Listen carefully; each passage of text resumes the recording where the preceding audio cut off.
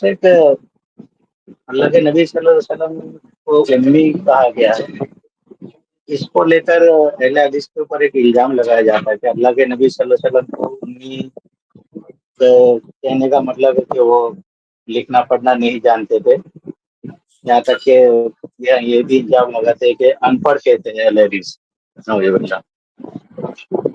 تو پھر اس کے جواب میں وہ کہتے ہیں ہمارے مخالف کہ اللہ کے نبی صلی اللہ علیہ وسلم کو لکھنا آتا تھا، انہوں نے لکھا نہیں ہے۔ ایک حدیث کا انہوں نے حوالہ دیا کہ اللہ کے نبی صلی اللہ علیہ وسلم جب انتقال کے قریب انہوں نے کچھ کتاب منگایا کہ کچھ کتاب بتائیے، میں کچھ لکھنا چاہتا ہوں۔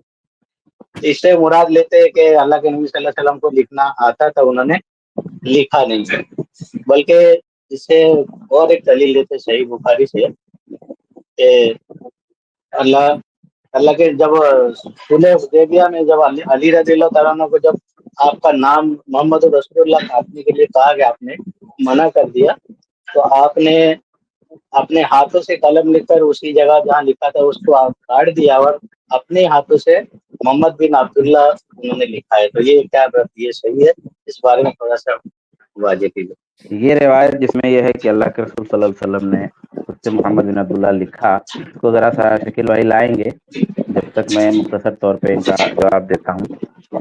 اللہ کے رسول صلی اللہ علیہ وسلم کو امی اللہ تعالیٰ نے کہا ہے۔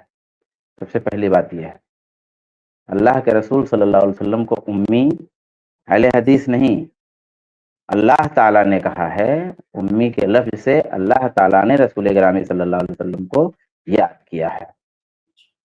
تو امی کا مطلب ہوتا ہے کہ جیسے لوگ پڑھائی کرتے ہیں اور لکھائی کرتے ہیں، اس طریقے سے رسول گرامی صلی اللہ علیہ وسلم نے نہ تو پڑھائی کی اور نہ تو لکھائی کی، اور نہ تو اللہ کے رسول صلی اللہ علیہ وسلم پڑھنا اور لکھنا جانتے تھے۔ لیکن اصل میں بذات ہی پڑھنا آنا اور لکھنا آنا یہ فضیلت نہیں ہے، اصل چیز علم ہے۔ اللہ کے رسول صلی اللہ علیہ وسلم کو اللہ کی طرف سے علم عطا کیا گیا تھا بغیر پڑھائی اور لکھائی کیے۔ تو اللہ کے رسول صلی اللہ علیہ وسلم امی تھے مگر عالم تھے۔ آپ لکھنا پڑھنا نہیں جانتے تھے لیکن علوم کا خزانہ تھے۔ آپ پر قرآن پاک اترا، آپ باضابطہ اللہ تبارک و تعالیٰ کی رہنمائی میں ہوتے تھے، جبریل امین نازل ہوتے تھے۔ جب اہل حدیث رسول گرامی صلی اللہ علیہ وسلم کو امی کہتے ہیں، امی کہنے کا یہ مطلب ہوتا ہے۔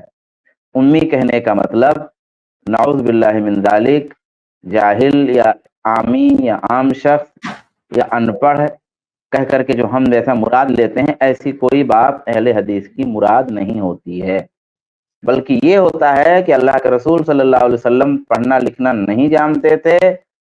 یہ اس بات کی دلیل ہے کہ قرآن اللہ کا کلام ہے، یہ اس بات کی دلیل ہے کہ آپ اللہ کے نبی ہیں، کیونکہ اللہ کے رسول لکھنا پڑھنا نہیں جانتے، آپ نے کہیں سے علم حاصل نہیں کیا، لیکن علم وہ دے رہے ہیں جو کسی کے بس کی بات ہی نہیں ہے۔ یہ ہے ہمارا پورا موقف، اور اس کے لیے قرآن پاک میں دلیل موجود ہے۔ اب رہ گئی بات یہ، اور اللہ کے رسول صلی اللہ علیہ وسلم کی حدیثوں سے بھی یہ بات واضح ہے۔ تو یہ اصل مسئلہ ہے۔ اصل مسئلہ یہ ہے کہ رسول گرامی کو لکھنا پڑھنا نہیں آتا تھا، آپ لکھنا پڑھنا نہیں جانتے تھے۔